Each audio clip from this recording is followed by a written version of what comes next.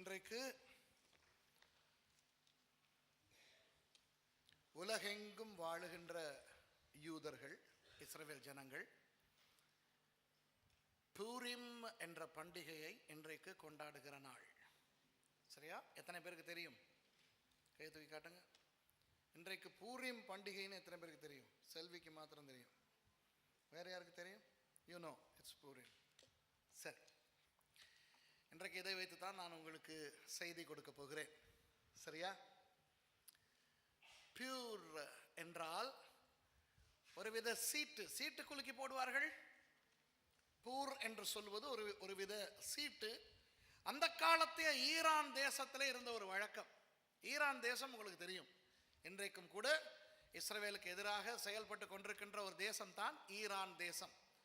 வேத காலத்தில் அந்த ஈரான் தேசத்துக்கு பெயர் தான் பெர்ஷியா. சரியா? பெர்ஷியாவின் அதிபதி பெர்ஷியா என்று நீங்கள் வேதத்திலே பார்ப்பது ஈரான். பாபிலோன் என்று வேதத்திலே நீங்கள் பார்ப்பது ஈராக். சரியா? இப்போ பெர்ஷியாவிலே யூதர்கள் வாழ்ந்து வந்த ஒரு காலம் உண்டு. அது எப்பொழுது என்றால், கிறிஸ்தவுக்கு முன் 586வது ஆண்டில் பாபிலோன் மன்னனாகிய நேபுகாத்நேச்சார் என்ன செய்தார்? தன்னுடைய படையோடு வந்து யூதா ராஜ்யத்தை அப்படியே அடிமைகளாய் பிடித்து கொண்டு போனார் 70 வருஷங்களுக்கு பிறகு. சரியா? அப்போ 70 வருஷங்களுக்கு அடிமைகளாய் போனவர்கள் 70 வருஷங்களுக்கு பிறகு திரும்பி வந்திருக்க வேண்டும். 50 வருஷங்களிலேயே, அதாவது 70 வருஷம் முடிய முன்பதாகவே ஆண்டவர் அங்கு அடிமைகளாய் போன ஒரு சில யூதர்களை திரும்ப கொண்டு வந்தார். செருபாபேல், யெஷுவா என்பவர்கள் வந்தார்கள். என்னத்துக்கு வந்தார்கள் என்றால், தேவாலயத்தை கட்டுவதற்கு. 70 வருஷங்கள் முடிந்து யூதர்கள் திரும்ப இஸ்ரவேலுக்கு வரும் பொழுது அங்கு தேவாலயம் இருக்க வேண்டும் என்பதற்காக 50 வருடங்களிலேயே ஒரு குழுவினரை ஆண்டவர் மறுபடி இஸ்ரவேல் தேசத்துக்கு கொண்டு வந்தார். அவர்கள் வந்து தேவாலயத்தை கட்டினார்கள். அதற்கு பிறகு முறைப்படி அந்த 70 வருஷ அவர் தண்டனை காலம் முடிந்து, அல்லது அடிமை காலம் முடிந்து, எஸ்ராவின் தலைமையில் சில பேர் வந்தார்கள், பல பேர் வந்தார்கள் எருசலேமுக்கு. சரியா? ஆனால் வெளிநாட்டிலே போய் 70 வருஷம் வாழ்ந்த பிறகு மறுபடி தங்கள் சொந்த தேசத்துக்கு போக விரும்பாமல் சிலர் அப்படியே பாபிலோனிலே தங்கிவிட்டார்கள். சரியா? ஆனால் என்ன நடந்தது? பாபிலோன் விழுந்தது. யாருக்கு விழுந்தது? பெர்ஷியாவுக்கு விழுந்தது. பெர்ஷியர்கள் பாபிலோனை தோல்வி அடைய செய்து, யூதர்கள் அங்கிருக்கின்ற காலத்திலேயே பெர்ஷியர்கள் இந்த உலகத்தை ஆட்சி செய்ய ஆரம்பித்தார்கள். அது வந்து வேதத்திலே தானியேல் 5ஆம் அதிகாரத்தில் இருக்கிறது. பெல்ஷாத்சார் என்கின்ற ராஜா, அதாவது நேபுகாத் நேச்சார் ராஜாவினுடைய பேரன், கர்த்தருடைய ஆலயத்தின் பனிமூட்டுகளை எல்லாம் வைத்து அந்நியர்களுக்கும் பாவிகளுக்கும் விருந்து செய்து கொண்டிருந்ததை பார்த்த ஆண்டவர் கோபம் கொண்டு தன்னுடைய விரலால் எபிரேய மொழியிலே மெனே மெனே தெக்கேலு பார்சின் என்று எழுதினார். அந்த மொழி தெரியாத அந்த பாபிலோனியன் தானியேலை அழைத்து தான் கேட்கிறான், இது என்ன என்று. தானியேல் சொல்லுகிறார், கர்த்தர் உன்னை தராசிலே போட்டு நிறுத்து பார்த்து நீ சரி வர மாட்டாய் என்று தீர்மானித்து உன்னை இன்று ராத்திரியிலேயே பதவி இறக்க செய்து உன்னுடைய பாபிலோன் தேசத்தை பெர்ஷியர்களுக்கும் மேதியர்களுக்கும் கொடுத்து விட்டார் என்று சொல்ல, அன்று இரவே பாபிலோன் வீழ்ச்சி அடைந்தது. ஒரு துளி ரத்தம் கூட சிந்தாமல் பெர்ஷியர்கள் உலகத்தை கைப்பற்றிக் கொண்டார்கள், பாபிலோனியர்களை தோல்வியடைய செய்து. சரியா?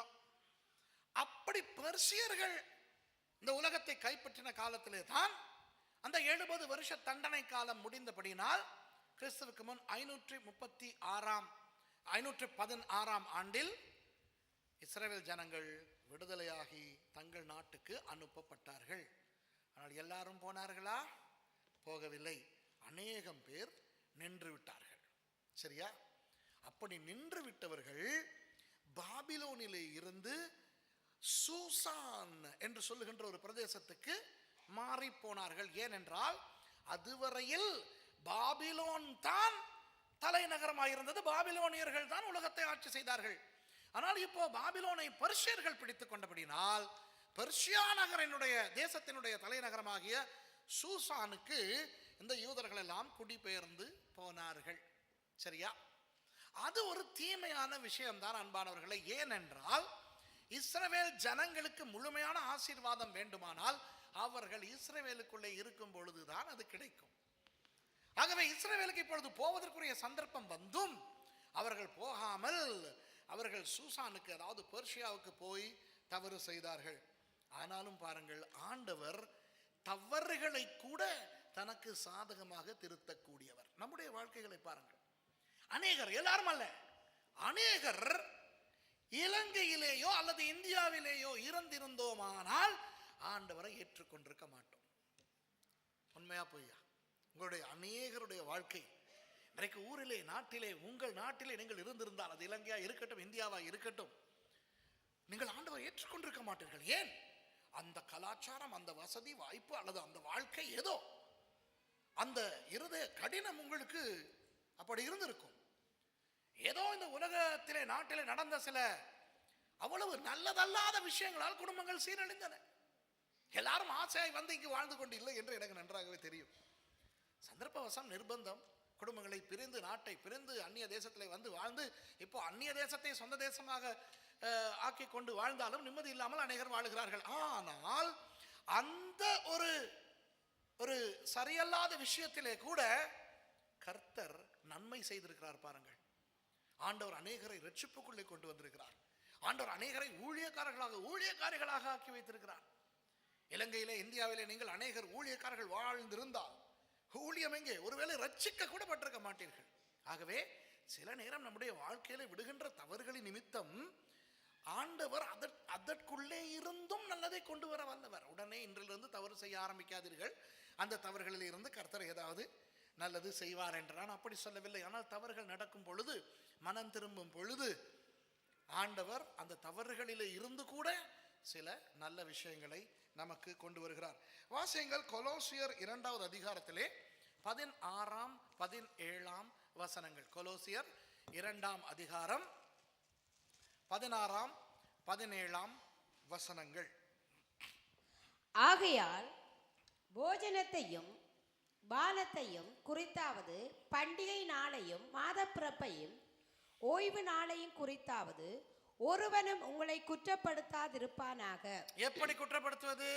அதாவது, நீ பண்டிகையை ஆசரிக்கிறாய், இல்லை, இப்போ நீ ஒரு கிறிஸ்தவன், வேதத்தில் இருக்கிற பண்டிகைகள் 8 இருக்கின்றன, அந்த 8 பண்டிகைகளையும் நீ ஆசரிக்காமல் இருக்கிறாய். வேதத்திலே சொல்லப்பட்டிருக்கின்ற சாப்பாட்டை நீ சாப்பிடாமல் இருக்கிறாய். வேதத்திலே சொல்லப்பட்ட அந்த சனிக்கிழமை ஓய்வு நாளில் நீ ஓய்வு நாளை ஆசரிக்காமல் வேறொரு நாளில் ஓய்வு நாளை ஆசரிக்கிறாய்.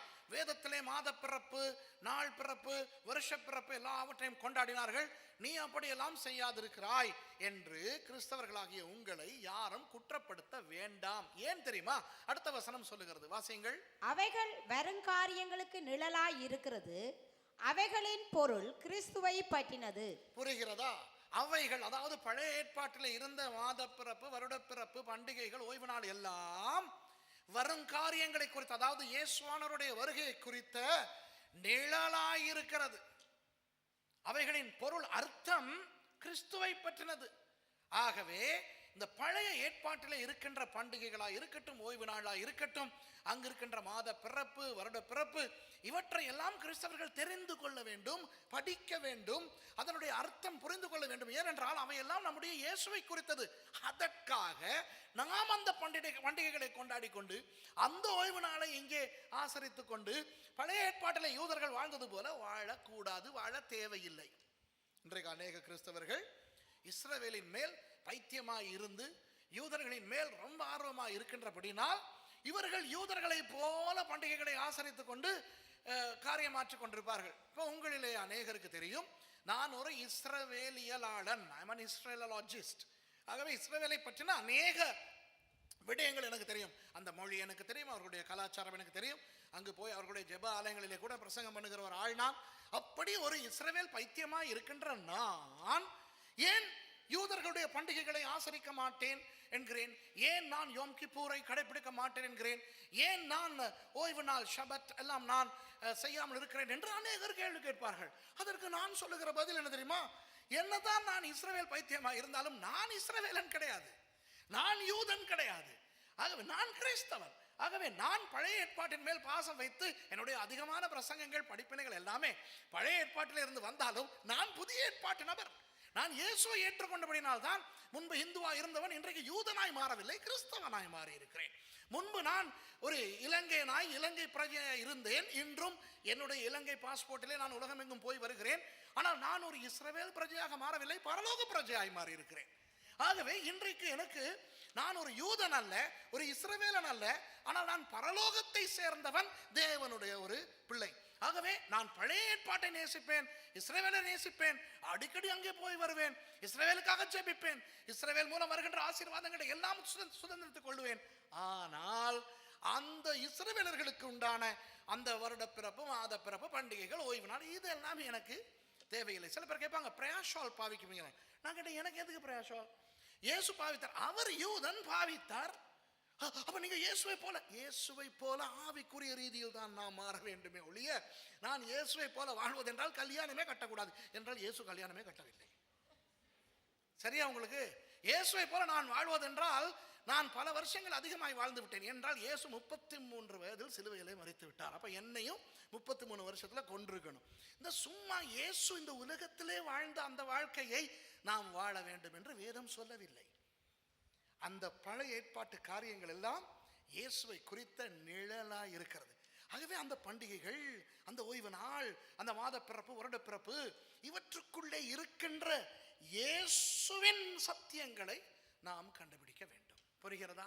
ஆகவே இன்றைக்கு யூதர்கள் கொண்டாடுகின்ற பூரீம் பண்டிகையை குறித்து நான் உங்களுக்கு பேச வரும் பொழுது அதற்குள்ளே இருக்கின்ற ஆவிக்குரிய சத்தியத்தை தான் நான் உங்களுக்கு சொல்லிக் கொடுக்க போகிறேனே ஒழிய பூரீம் பண்டிகையை கொண்டாடுவோம் என்று நான் சொல்ல போவதில்லை. உங்களை பார்த்து நான் ஹாப்பி பூரீம் என்று சொன்னால் என்னை போன்ற ஒரு அறிவு கட்டவன் உலகத்திலேயே இல்லை. ஏனென்றால் இந்த இடத்துல யாருமே யூதர்கள் கிடையாது. ஆனால் என்னுடைய யூத நண்பர்களுக்கு நான் ஹாப்பி பூரீம் அடித்து விட்டேன், சொல்லிவிட்டேன். ஏனென்றால் அது அவர்களுடைய ஒரு பண்டிகை. புரிகிறதா? சரி, இப்போ இன்றைக்கு யூதர்களுடைய பஞ்சாங்கத்தில், கேலண்டரில் என்ன நாள் தெரியுமா? இது ஆதார் மாதம். உங்களுக்கு 12 மாதங்களை குறித்து நான் சொல்லிக் கொடுத்தது ஞாபகம் இருக்கும். எத்தனை பேருக்கு ஞாபகம் இருக்கிறது? ஆவீவ் மாதம் தொடங்கி ஆதார் மாதம் வரையான இஸ்ரவேல் யூதரின் 12 மாதங்களையும் நான் உங்களுக்கு சொல்லிக் கொடுத்து விட்டேன். இப்போ யூதர்களுடைய கேலண்டரின் படி இது அவர்களுடைய கடைசி மாதம், 12வது மாதம். 12வது மாதத்தின் 16வது நாள் இது. இன்னும் அவர்களுடைய வருடம் முடிவதற்கு இன்னும் 14 நாட்கள் தான் இருக்கின்றன. இன்னும் 14 நாட்களில் அவர்களுக்கு புது வருஷம் பிறக்கும். அது அவர்களுடைய அவ்வீவ் மாதம், அல்லது அதுக்கு இன்னொரு பெயர் உண்டு, நிசான் மாதம். சரியா? அந்த யூதர்களுடைய முதலாம் மாதமாகிய நிசான் மாதத்திலே தான் யோம் கிப்போர் என்று சொல்லுகின்ற பஸ்கா வருகிறது. அந்த நாளில் தான் நாம் கர்த்தராகிய இயேசுவின் மரணத்தையும் அவருடைய உயிர்த்தெழுதலையும் கொண்டாட காத்திருக்கிறோம். அதற்கு இப்பொழுதிருந்தே அநேகர் உபவாசம் இருந்து கொண்டு இருக்கிறீர்கள். சரியா? இப்போ யூதர்களுடைய பஞ்சாங்கத்தின்படி கடைசி மாதமாகிய ஆதார் மாதத்தில் இருக்கிறோம். இந்த பூரீம் பண்டிகை தான் யூதர்களுடைய வருஷத்தில் இருக்கின்ற கடைசி பண்டிகை, 8வது பண்டிகை. இந்த பண்டிகை எஸ்தர் புத்தகத்திலே தொடங்கியது. அதை குறித்து நான் உங்களுக்கு சில விஷயங்களை சொல்லிக் கொடுக்க போகிறேன். ஆயத்தமா? இப்போ நீங்கள் யோசிக்கலாம், என்னடா இதெல்லாம் நமக்கு தேவையான? உங்கள் வேதத்திலே இருக்கிற எஸ்தர் புத்தகத்திலே இருந்து சில விஷயங்களை சொல்ல போகிறேன். அது உங்களுக்கு முக்கியமா இல்லையா என்று நீங்கள் தான் தீர்மானித்துக் கொள்ள வேண்டும். சரியா? இந்த எஸ்தர் புத்தகம் என்று சொல்லும் பொழுது அது கொஞ்சம் ஒரு விசித்திரமான ஒரு புத்தகம். இந்த எஸ்தர் புத்தகம் வேதத்திலே இடம்பெற வேண்டுமா என்று கூட சில வேத ஆராய்ச்சியாளர்கள் ஆராய்ந்து பார்த்திருக்கிறார்கள். ஏனென்றால் எஸ்தர் புத்தகத்திலே ஒரு தடவை கூட தேவன், கர்த்தர், ஆண்டவர் என்று இல்லை. அது தெரியுமா உங்களுக்கு? ஆனால் அந்த எஸ்தர் புத்தகத்திலே முழுக்க முழுக்க கர்த்தருடைய கை இருந்ததை பார்க்கிறோம். எஸ்தர் புத்தகம் தேவன் என்ற சொல் அதற்குள்ளே இல்லை என்றபடினால் அது வேதத்துக்கு சொந்தமான புத்தகம் அல்ல என்று சில பேர் கள்ளத்தனமாக பிரசங்கித்துக் கொண்டிருக்கிறார்கள். அது பிழை. அப்படி ஒரு பிரசங்கத்தை நீங்கள் கேட்டால் தயவு செய்து அதை ஏற்றுக்கொள்ளாதீர்கள். எஸ்தர் புத்தகம் கர்த்தருடைய ஒரு முக்கியமான புத்தகம். ஏனென்றால் இந்த எஸ்தர் கதை, எஸ்தர் என்ற அந்த பெண்ணும் அவளுடைய அண்ணன் முறையான மொர்தெகாயும் இல்லாமல் இருந்திருந்தால் இன்றைக்கு இயேசு வருவதற்கு ஒரு இஸ்ரவேலர்களே இருந்திருக்க மாட்டார்கள். ஏனென்றால் ஆமான் என்று சொல்லுகின்ற ஒரு படுபாவி, அவன் ஒரு அமலேக்கியன். அவன் எப்படியோ இந்த பெர்சியாவுக்குள்ளே நுழைந்து அந்த அகாஸ்வேரு ராஜாவை காக்கா பிடித்து அவன் பிரதம மந்திரியை போல பெரிய ஆட்டம் போட்டு கொண்டிருந்தான். அவன் ஒரு அமலேக்கியன். அமலேக்கியர்கள் இஸ்ரவேலர்களை ஆரம்பம் முதல் எதிர்த்தார்கள். இப்படியெல்லாம் நடக்கும். இந்த அமலேக்கியர்களை மிச்சம் வைத்தால் என்றாவது ஆயிரக்கணக்கான வருஷங்களுக்கு பிறகாவது அவர்கள் இஸ்ரவேலுக்கு விரோதமாய் வேலை செய்வார்கள் என்று சொல்லித்தான் ஆண்டவர் ஒரு முறை சாமுவேல் மூலமாக சவுல் ராஜாவுக்கு சொன்னார், அமலேக்கியர்களை முழுக்க அழித்து விடு என்று. ஆனால் என்ன நடந்தது? அமலேக்கியர்களுடைய ஆடு மாடுகளை, நல்ல நல்ல கொழுத்த ஆடு மாடுகளை அவன் மிச்சம் வைத்து விட்டு அவர்களுடைய ராஜாவை உயிரோட வைத்தான். ராஜாவின் பெயர் என்ன தெரியுமா? ஆகாக். நீங்கள் எஸ்தர் புத்தகத்திலே நீங்கள் பார்த்தால் இந்த ஆமானை குறித்து என்ன சொல்லப்பட்டிருக்கும் தெரியுமா? ஆகாகியனாகிய ஆமான் என்று சொல்லப்பட்டிருக்கும்.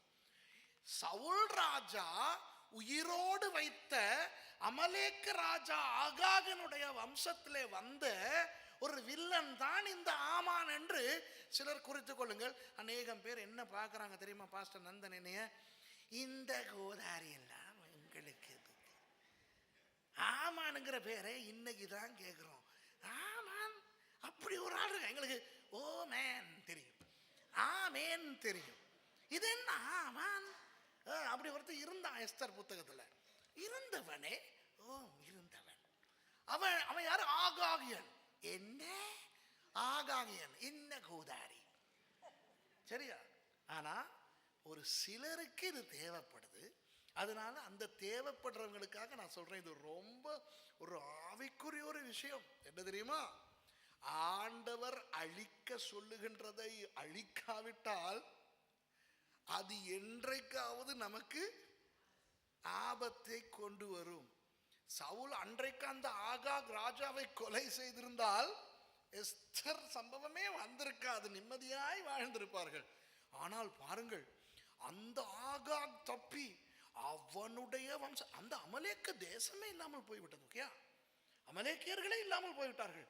ஆனால் அந்த ஒரு ராஜா மிச்சமாயிருந்தான் அல்லவா, அவன் எப்படியோ குட்டி போட்டு பெர்சியர்கள், அமலேக்குக்கு கொஞ்சம் கூட சம்பந்தம் இல்லாத பெர்சியர்கள் உலகத்தை ஆட்சி செய்த காலத்திலே அங்கே நுழைந்து அவர்களின் வம்சத்திலே வந்த அந்த ஆமான் யூதர்களுக்கு ஆப்பு வைக்க பிசாசால் பயன்படுத்தப்படுகிறான் என்றால் பாருங்கள் இந்த பிசாசு எவ்வளவு பயங்கரவாதி என்று. ஆகவே நம்முடைய வாழ்க்கையிலே ரட்சிக்கப்பட்டு வந்த பிறகு அகற்ற சொல்லி ஆண்டவர் சொல்லுகிற சில விஷயங்களில் ஒரு சில விஷயங்களை அகற்றாமல், இதை மாத்திரம் அகற்றாமல் வைப்போம் என்று சொல்லுகிறோம் அல்லவா, பல வருஷங்களுக்கு பிறகு அதுவே நம்மை அழிப்பதற்கு பிசாசினால் பயன்படுத்தப்படும் என்பதனை நான் உங்களுக்கு சொல்லிக்கொள்ள விரும்புகிறேன். சரியா? இப்போ சம்பவத்தை கேளுங்கள்.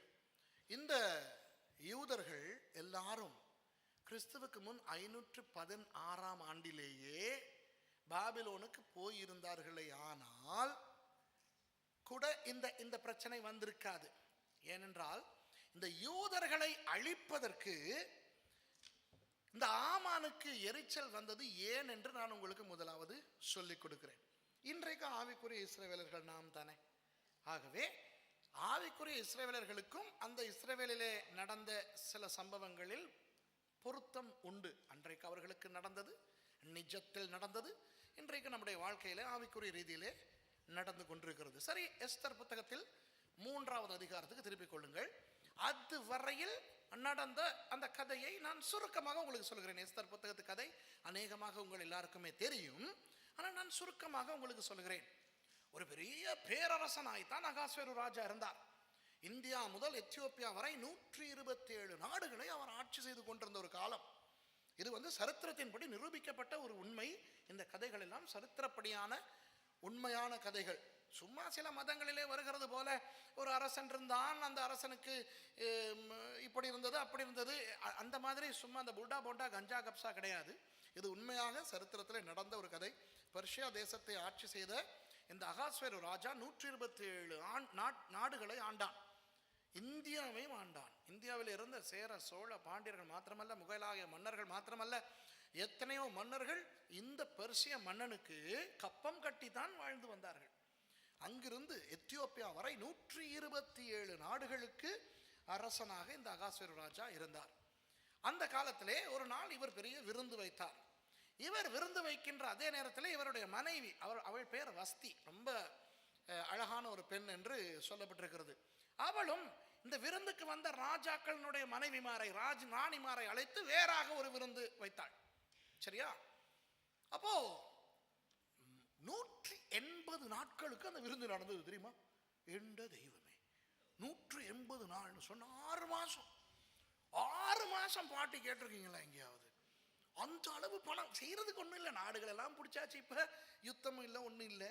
சரியா? இப்போ அந்த காலத்தில் இப்போ அகாஸ்வேரு ராஜா எத்தனையோ நாடுகளை பிடித்த பிறகு எத்தனை போர்க்குற்றங்களில் ஈடுபட்டிருப்பான். ஆனால் ஜெனீவா எல்லாம் இருக்கல. அந்த காலத்தில் ஜெனீவா இருந்தால் இந்த ஆளுக்கு பாட்டி போட்டதுக்கு நேரம் இருக்காது. முழுக்க ஜெனீவாவுக்கு போய்கிட்டு பிபிசி, சிஎன்என், ஸ்கை நியூஸ் இவங்களுக்கெல்லாம் பேட்டி கொடுத்துக்கிட்டு இருக்கணும். மன்னா, நீங்கள் பாபிலோனை அடித்த பொழுது அங்கே பிரேத குழிகள் கண்டுபிடிக்கப்பட்டதாக சொல்லுகிறார்கள். அப்போ அகாஸ்வேரு அதுக்கெல்லாம் பதில் சொல்லிக்கிட்டு இருக்கணும். நாங்கள் எங்களது நாடு யுத்தத்தில் ஜெயித்த பொழுது, யார் அப்படி பேசுறாரு உங்களுக்கு தெரியுமா?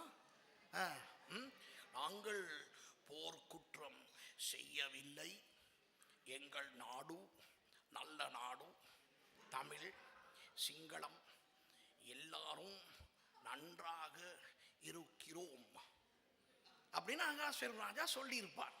சரியா? இதெல்லாம் இல்லை, ஜெனீவா கிடையாது, போர்க்குற்றம் கிடையாது, சேனல் 4 இருக்கவே இல்லை. சரியா? சேனல் 4 இருக்கவே இல்லை. ஆகவே 180 நாள் பாட்டி வைக்கிறான். சரியா? திடீர்னு ஒரு நாள் மாப்பிள்ளைக்கு சும்மா பாட்டி நல்லா பட்டு, பாட்டி பட்டு இல்லை, பாட்டியில இவருக்கு போட்ட தண்ணி பட்டு. சரியா? தெரியுமாட்டா எந்த பொண்டாட்டி எவ்வளோ அழகுன்னு தெரியுமா? போய் அப்போ வந்த ராஜா ஒருத்தர் சொல்லியிருப்பான், எங்கிட்டையும் பொண்டாட்டி எல்லாம் ஜாய் பொண்டாட்டி தாவா அப்படின்ட்டு. அப்போதான் சொன்னா, எது காட்டுறேன்னா அப்படின்ட்டு, யாரங்கே மன்னா போய் வஸ்தியை அழகாய் ஆடை அணிந்து கிரீடம் தரித்து இப்படி வர சொல். அப்போ வேலைக்காரன் போட்டு சொல்கிறான் ராணிக்கிட்ட, மேடம் உங்களை ராஜா வர சொல்கிறாரு, நல்லா அழகாக உடுத்திக்கிட்டு கிரீடம் போட்டுக்கிட்டு அந்த குச்சி ஒன்று வச்சுருப்பாங்களே ராணிமார், அதையும் எடுத்துக்கிட்டு வர சொல்கிறாருன்னு. இவளுக்கு கோவம் வந்துருச்சு. அந்த ஊரில் இருந்து வந்த ராஜாக்களுக்கெல்லாம் என்னைய ஸ்டைல் காட்டுறதுக்காக என்னை இப்படி வர சொல்கிறானா, வரமாட்டேன்னு போய் சொல்லு அப்படின்னு. ராணி அவர் கோபத்திலே ஏதாவது போய் சொல், நான் வரமாட்டேன் என்று போய் சொல்லியாச்சு, வரமாட்டேன். அகாஸ்வேரு ராஜா விட்ட ஆவி ஆத்மா சரெல்லாம் இடம் மாறி போயிடுச்சு. 127 நாடுகளை ஆளுகிற அரசன் நான், என்ன தைரியம் இருந்தால் இவள் வரமாட்டேன்? எனக்கு தெரியல. நான் யோசிச்சு பார்த்தேன், எப்படி அவளுக்கு அந்த தைரியம் வந்துச்சுன்னு. ஒருவேளை வீட்டில் அவதான் ராணியோ தெரியாது. இன்னைக்கு நிறைய பேருடைய வாழ்க்கையில் அப்படிதான். நிறைய பேர் வெளியே வரும்போது புருஷன் சும்மா நான் தான் தலை அப்படின்னுட்டு இருப்பாரு. வீட்டுக்கு போனோன்னு, ஏன் தெரியுமா ராசாத்தி அப்படி செஞ்சேன், இல்லைனா சரியில்லை, உனக்கு தான் ராசாத்தி சரியில்லை, எனக்கு இல்லை, உன்ன தப்பா நினைப்பான். அது விளங்குதா? ஒருவேளை அப்படியா இருந்திருக்குமோ, வீட்டுல ராணி வசதியா இருந்திருக்கும். சரியா? அதனால தான் நான் இருக்கும் அவன் டிமாண்டா சொல்லிட்டா. இன்னொரு பாயிண்ட் நீங்க நோட் பண்ணீங்களா? அந்த எஸ்தர் புத்தகத்தை வாசிச்சிருந்தா மாத்திரம் நீங்க இவ்வளவு காலம் யோசிக்கலே தெரியல, இனியாவது யோசிங்க. ராணி வரமாட்டேன்னு சொன்ன உடனே அந்த ராஜா என்ன தெரியுமா செஞ்சிருக்கணும்? அவளை பிணமாக இழுத்து வாருங்கள் அப்படி சொல்லியிருக்கணும். அந்த அதிகாரம் அவனுக்கு இருந்தது. நீங்க எஸ்தர் புத்தகத்தில் வாசிங்கன்னா அதில் சொல்லியிருக்கோம், அந்த பெர்சியா நாட்டு சட்டத்தின்படி ராணியே கூட, யாராவது அல்லது ராணியே கூட ராஜாவின் அனுமதி இல்லாமல் ராஜா அரண்மனைக்குள்ளே போய்விட்டால் மரண தண்டனை. அந்த ராஜா ஒருவேளை சரி பரவாயில்லை வந்துவிட்டார், கருணை காட்டுவோம் என்று அவருடைய அந்த கோலை எடுத்து அவருக்கு நேராக நீட்டினால் அவர் அப்படியே மெதுவாய் ராஜாவினுடைய அந்த கோலின் நுனியை பிடிக்க வேண்டும். அது அந்த ராஜா அவரை மன்னித்து விட்டார் என்பதற்கு அடையாளம். அப்படிப்பட்ட பெர்சிய ராஜ்யத்து ராஜா அழைத்து வஸ்தி வரவில்லை என்றவுடன் ராஜா அவளை பிணமாகவாவது கொண்டு வாருங்கள் என்று கட்டளை பிறப்பிக்காமல் தன்னுடைய ஆலோசனைக்காரர்களிடத்தில் கேட்கிறார், இப்படி பண்ணிட்டாலே நாங்க என்ன செய்யறது அப்படி. ஒருவேளை இவர் அவளுக்கு பயந்துதான் இருந்திருக்கணும் நான் நினைக்கிறேன். இது உண்மை கிடையாது, மஞ்ச கொடியா தான் இருக்குமா இருக்கும் அங்கேயும். சரியா? அப்போ அவர்கள் தான் அகாஸ்வேருக்கு சொல்லுகிறார்கள், மன்னா இனி அவளுக்கு ராஜவஸ்திரம் கொடுக்க கூடாது, அவள் இனி ஒரு ராணியை போல இருக்கக்கூடாது, அவளை தள்ளி வைத்து விடுங்கள் என்று இவன் தள்ளி வைத்து விட்டான். அவ்வளவுதான். சரியா? அதற்கு பதிலாக ஒரு ராணியை ஏற்பாடு செய்து இவருக்கு ராணியாக்க வேண்டும் என்று 127 நாடுகள் அல்லவா, அத்தனை நாடுகளிலும் இருக்கின்ற அழகழகான கன்னி பெண்களை எல்லாம் கொண்டு வந்து 6 மாதத்துக்கு அவர்களுக்கு மேக்கப் எல்லாம் போட்டு, பாவம் இந்த பொம்பளைகள். சரியா? ஏன் தான் ஆண்டவர் இந்த பொம்பளைகளை அழகா படைக்கலையோ எனக்கே விளங்குதில்லை. சரியா? உண்மையில இந்த பொம்பளைகள் பாருங்க அழகாகிறதுக்கு எவ்வளவு கஷ்டப்படுறாங்க. பாவங்க, எனக்கு அவங்கள பார்க்க பரிதாபமா இருக்குது. சரியா? நம்ம எல்லாம் அப்படி இல்லை, எலும்பி அந்த அந்த மூஞ்செல்லாம் அப்படியே இருக்குது, போயிட்டு சும்மா எடுத்தாச்சு அரை குறையா ஷேவ் பண்ணி சில நேரம் இங்கே வெட்டுப்படும், இங்கே கொஞ்சம் முடி மிச்சமாகும். இருந்தாலும் நாங்கள்லாம் ஏதோ முந்த நாள் போட்ட ஷர்ட்டையாவது திருப்பி போட்டுக்கிட்டு வந்து ஜம்முன்னு நின்று சமாளிச்சுட்டு ஓடிடும். ஆனால் அந்த பொம்பளைகள் பாவம் எவ்வளவோ வெள்ளன பாத்ரூமுக்கு போக வேண்டியிருக்குது, அவ்வளவோ எல்லாம் பண்ணிட்டு வந்து கண்ணாடி முனுக்கு நின்று சுண்ணாம்பு பூசை இருக்குது, அப்புறம் அதுக்கு கீழ் பூசை இருக்குது, சாண்ட் பேப்பர் போட்டு அதை எடுத்து அந்த போட்டியெல்லாம் போட்டு இல்லையா, டிங்கரிங் எல்லாம் பண்ணி பெயிண்டிங் எல்லாம் பண்ணி ஸ்ப்ரே பெயிண்ட் அடித்து அப்புறம் அதை திருப்பி கட் பண்ணி திருப்பி அந்த ஷைனர்லாம் போட்டு உதட்டுக்கெல்லாம் அந்த உடுப்புக்கு ஏற்ற கடலில் அடித்து நெகத்துக்கெல்லாம் பொய் நெகெல்லாம் வச்சு, உண்மை நெகம் சரியில்லை பொய் நெகெல்லாம் வச்சு பாவம் இவ்வளவும் பண்ணிவிட்டு வந்து குரங்கு மாதிரி நிற்குங்க. எனக்கு புரியுதில்லை ஏன் ஆண்டவர் இப்படி ஒரு துரோகம் பண்ணார் அப்படி. இல்லைங்களா? பாவம் அந்த பெண்களை பார்க்கும்போது கருணையோடு பார்க்கணும் சகோதரர்களே, அவர்கள் பாவம். சரியா? பாருங்க, இந்த ராஜா இவர் ஏற்கனவே கல்யாணம் கட்டி குடும்பம் நடத்திக்கிட்டு இருக்கிற ஆள். சரியா? இவருக்கு கன்னி பெண்களை கொண்டாடுறாங்க, ஃப்ரெஷ்ஷா கொண்டாடுறாங்க. அப்படியும் அதுகளை 6 மாதம் வச்சு க்ளீன் பண்ணி பாலிஷ் பண்ணி ஸ்ப்ரே பண்ணி தான் எக்ஸிபிஷன் மாதிரி கொண்டாந்து நிப்பாட்டுறது. ஏதோ நம்ம ஏன் இந்த மாதிரி, நான் ஏன் இன்னைக்கு கடைசி ஞாயிற்றுக்கிழமை பொம்பளைகளை பகிச்சிக்கிறேன். சரியா? அதனால பெண்களே, நான் என்னை மன்னித்து கொள்ளுங்கள், நான் உண்மையை உளறிவிட்டேன். சரியா? இப்போ இந்த 6 மாதங்கள் இவர்கள் எல்லாம் நல்ல அழகாக ஸ்டைலாக அலங்கரிக்கப்பட்டு இவர்கள் கொண்டு வந்த பொழுது ஒரு பெண் மேல் இந்த ராஜாவுக்கு கவர்ச்சி வந்தது, நாட்டம் வந்தது.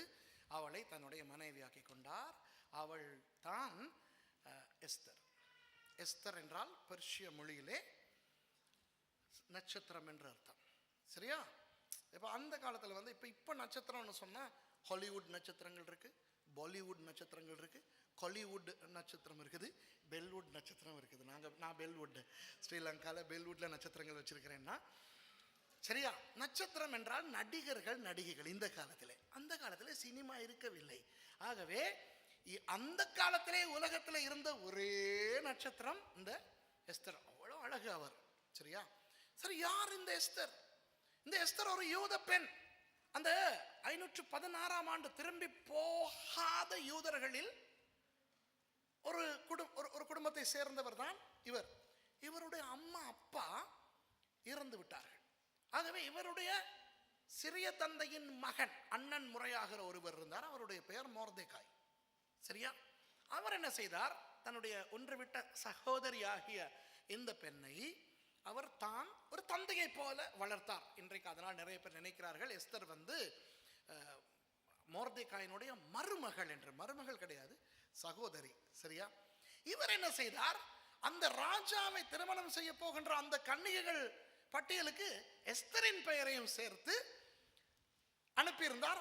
அதிலே தான் எஸ்தர் தான் அந்த தெரிவு செய்யப்பட்ட அந்த மனைவி. சரியா? அப்போ எஸ்தர் அந்த ராஜாவினுடைய மனைவி ஆகிவிட்டார். இப்போ இது வேதத்தின்படி பிள்ளையான ஒன்று. பாருங்கள், யூதர்கள் ஒரு தவறை விட ஒரு தவறு போக இன்னொரு தவறு செய்து கொண்டிருக்கிறார்கள். ஒன்று, அவர்களுக்கு உரிய காலத்தில் தங்கள் நாட்டுக்கு அவர்கள் திரும்பி போயிருக்க வேண்டும், போகவில்லை. இப்போ வேதத்துக்கு புறம்பான ஒன்றை செய்கிறார்கள். என்ன? யூதர் அல்லாதவர்களை திருமணம் செய்ய முடியாது. சரியா? ஆகவே இந்த எஸ்தர் அந்த அகாஸ்வேரு ராஜாவை திருமணம் செய்தது ஒரு தவறு. ஆனால் ஆண்டவர் என்ன செய்தார்? அந்த தவறை அவர்களுக்கு மன்னித்தார். பழைய ஏற்பாட்டிலே எத்தனையோ தவறுகளை அவர்கள் செய்த பொழுது ஆண்டவர் மன்னித்து கருணை காட்டி அந்த தவறுகளில் இருந்து கூட நன்மையை பிறப்பித்திருக்கிறார். அதற்காக தவறு செய்வது சரி என்று ஆண்டவர் என்றைக்குமே சொல்லவில்லை. ஆனால் அந்த தவறுகளின் போது அவர்கள் மனம் திரும்பும் பொழுது கர்த்தர் மன்னித்து பெரிய காரியங்கள் செய்திருக்கிறார். ஆனால் இன்றைக்கு அநேக கிறிஸ்தவர்கள் நினைக்கிறார்கள் ஆண்டவர் பழைய ஏற்பாட்டிலே பயங்கர ஒரு கொடுமையான தேவனாய் இருந்திருக்கிறார், இந்த கிருபை, இரக்கம், அன்பு எல்லாம் புதிய ஏற்பாட்டிலே தான் வந்திருக்கிறது என்று. அப்படி அல்ல. பழைய ஏற்பாட்டிலே இருந்த அதே தேவன் தான் புதிய ஏற்பாட்டிலும் இருக்கிறார். சரி, இப்போ எஸ்தர் திருமணம் செய்து இந்த ராஜாவுக்கு மனைவியா இருக்கிறார். அவர் ஒரு யூத பெண், இஸ்ரவேல் பெண் என்று யாருக்குமே தெரியாது, ராஜாவுக்கு கூட தெரியாது. இப்போ மொர்தெகாய் அந்த அரண்மனை வாசலிலே, அவரும் அரண்மனையிலே ஒரு சின்ன உத்தியோகம் செய்தவர் தான். சரியா? இப்போ இது இப்படி இருக்க, ஏதோ ஒரு விதத்தில் அந்த அமலேக்கியனாகிய அந்த ஆமான் ராஜாவை காக்காய் பிடித்து அவன் உயர்ந்த ஒரு இடத்துக்கு வந்தான். இப்போ வேதத்தை வாசிக்க ஆரம்பிப்போம். எஸ்தர் 3வது அதிகாரத்திலே 1வது வசனத்தை வாசிங்கள். இந்த நடபடிகளுக்கு பின்பு, அதாவது நான் இப்போ உங்களுக்கு கதை சொன்னேனே, அந்த கதை நடந்ததுக்கு பிறகு ராஜாவாகிய அகாஸ்வேரு அம்மதாத்தாவின் குமாரனாகிய ஆமான் என்னும் ஆகாகியனை மேன்மைப்படுத்தி. பாத்தீங்களா? ஆகாகியன் என்று சொல்லி இருக்கிறது. ஆகாகியன் என்றால் என்ன? ஆகாக் ராஜா. ஞாபகம் இருக்கிறதா? அமலேக்கின் ராஜாவின் பேர் ஆகாக். அந்த ஆகாகின் வம்சத்திலே வந்த ஆகாகியன். ஓகேயா? சரி. தன்னிடத்தில் இருக்கிற சகல பிறப்புகளுக்கும் மேலாக அவனுடைய ஆசனத்தை உயர்த்தி வைத்தான். இதிலே ஒரு பிரச்சனையும் நான் காணவில்லை. ஏனென்றால் பெர்சியர்களும் அந்நியர்கள், அமலேக்கியர்களும் அந்நியர்கள். ஒரு அந்நிய ராஜசபையில் இன்னொரு அந்நியனுக்கு மேன்மை கிடைத்தது ஒன்றும் தவறல்ல. ஆனால் அடுத்த வசனத்தை வாசியுங்கள். ஆகையால் ராஜாவின் அரண்மனை வாசலில் இருக்கிற ராஜாவின் ஊழியக்காரர் எல்லாரும் ஆமானை வணங்கி நமஸ்கரித்து வந்தார்கள். அவனுக்கு இப்படி செய்ய வேண்டும் என்று ராஜா கட்டளையிட்டிருந்தான். ஆனாலும் மொர்தெகாய் அவனை வணங்கவும் இல்லை, நமஸ்கரிக்கவும் இல்லை. இந்த இடத்திலே நமக்கு தெரிகிறது மொர்தெகாய் ராஜாவின் அரண்மனை வாசலில் இருந்த ஒரு ஊழியக்காரன் என்று. ஏன்? அரண்மனை வாசலில் இருக்கிற ராஜாவின் ஊழியக்காரர் எல்லாரும் ஆமானை வணங்கவும் வேண்டும், நமஸ்கரிக்கவும் வேண்டும் என்று ராஜா கட்டளை கொடுத்திருந்தார். ஆனால் மொர்தெகாய் அதை செய்யவில்லை. அப்படியானால் என்ன அர்த்தம்?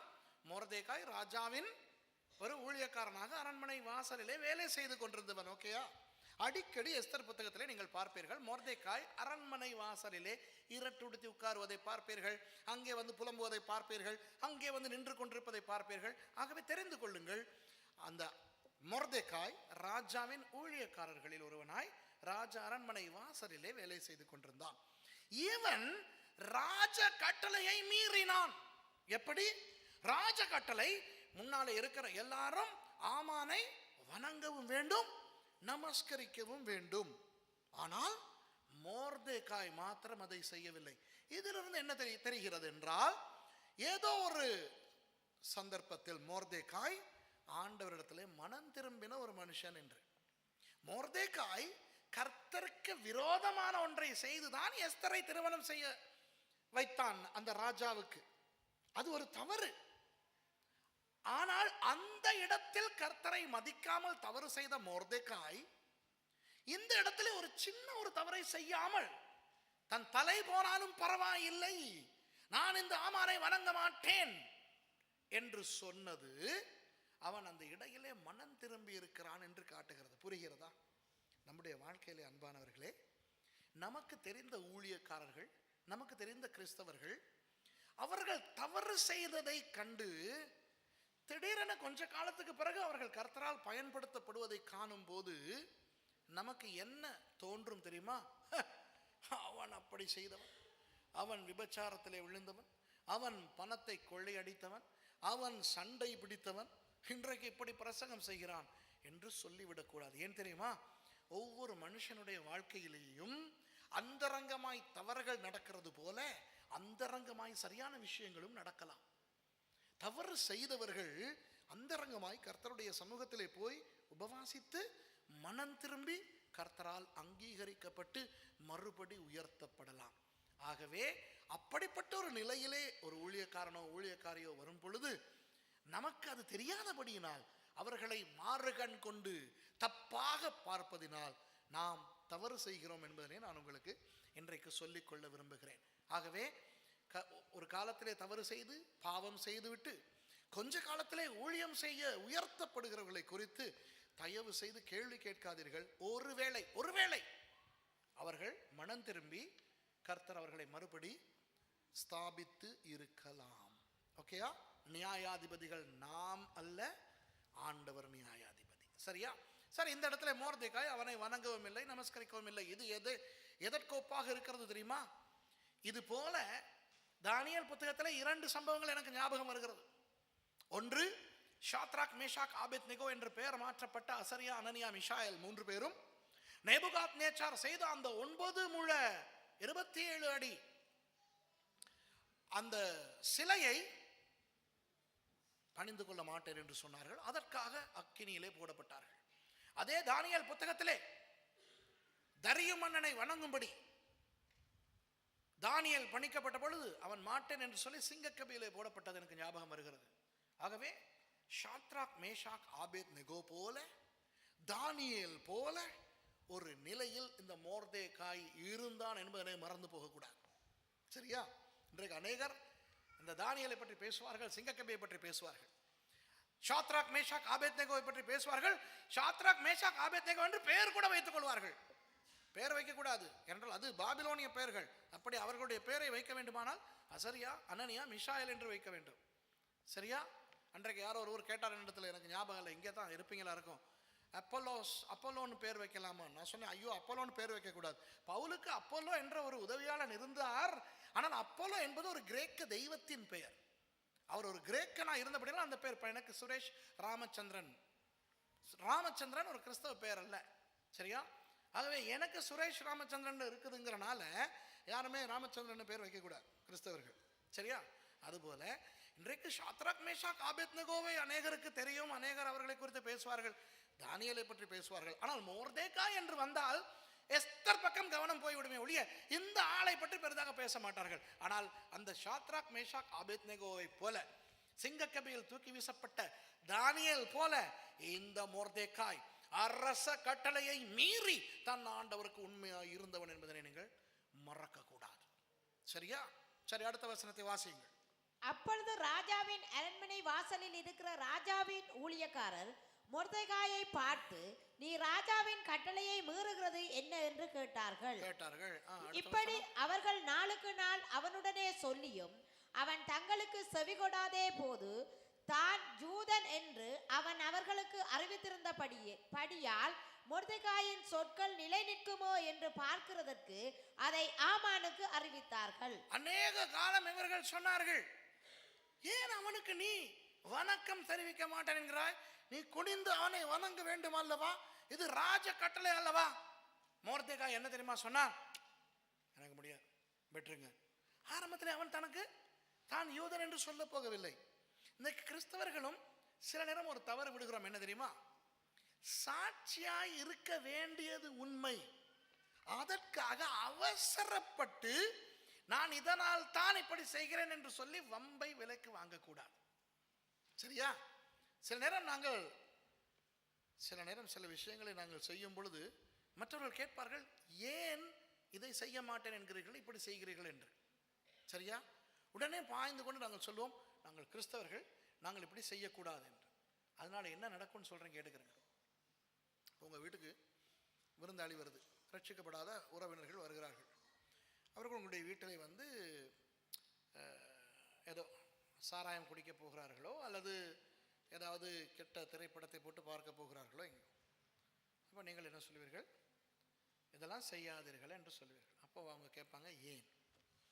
அப்போ நீங்கள் சொல்ல வேண்டும், எங்களுக்கு இது பிடிக்காது என்று உங்களுக்கு சொன்னால் காலப்போக்கில் அவர்களுக்கு உங்களுடைய சாட்சி தெரிய வந்து அவர்களாய் கேட்பார்கள், உங்களுடைய வாழ்க்கை இப்படி மாறி இருக்கிறது ஏன் என்று. அப்பொழுது நம்முடைய கிறிஸ்தவ நம்பிக்கைக்காகத்தான் என்று சொல்லும் பொழுது அது அவர்களுக்கு கிரியை செய்யும்.